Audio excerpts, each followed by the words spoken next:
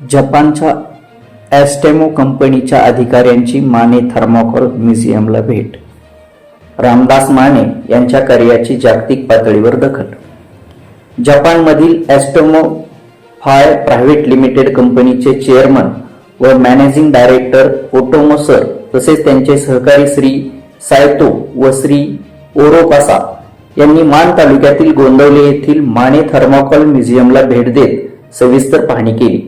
यावेळी Mane group of कंपनीचे chairman व मॅनेजिंग डायरेक्टर रामदास माने यांच्या उपस्थितीत या भेटीला विशेष महत्त्व प्राप्त झाले. तसेच भारतीय संचालक मंडळातील सुधीर गोगटे, अमोल कुलकर्णी यांच्यासह अन्य अधिकारी यावेळी उपस्थित होते. जपानी प्रतिनिधींसोबत संवाद साधताना दुभाषेच्या माध्यमातून मराठी व इंग्रजी भाषेतील माहिती जपानी भाषेत भाषांतरित करून देण्यात येत होती.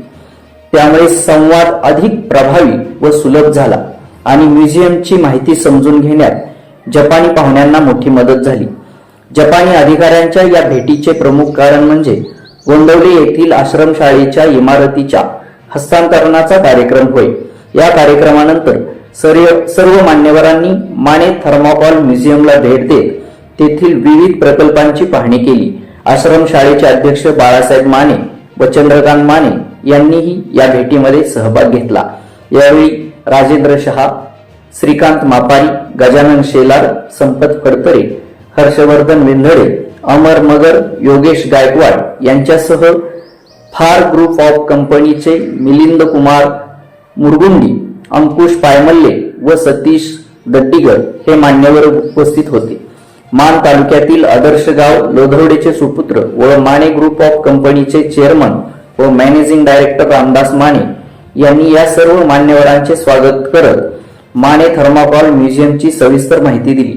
त्यांच्या या दूरदृष्टीतून उभा राहिलेल्या या म्युझियमने उद्योग व शिक्षण व सामाजिक बांधिलकी यांचा संगम घडवून आणला आहे. रामदास माने यांच्या नेतृत्वाखाली उभ्या राहिलेल्या या उपक्रमाची जपानसारख्या प्रगत देशातील कंपनीकडून दखल घेतली जाणे ही मान तालुक्यासाठी अभिमानाची बाब ठरत आहे. या भेटीमुळे भविष्यात आंतरराष्ट्रीय स्तरावर सहकार्याच्या नव्या संधी निर्माण होण्याची शक्यता व्यक्त होत आहे. झुंजार न्यूज महाराष्ट्र, संपादिका सोनाली माने, बिदाल. अशाच ताज्या घडामोडी पाहण्यासाठी आत्ताच झुंजार न्यूज महाराष्ट्र या चॅनलला लाईक, शेअर आणि सबस्क्राईब करा. झुंजार न्यूज महाराष्ट्र.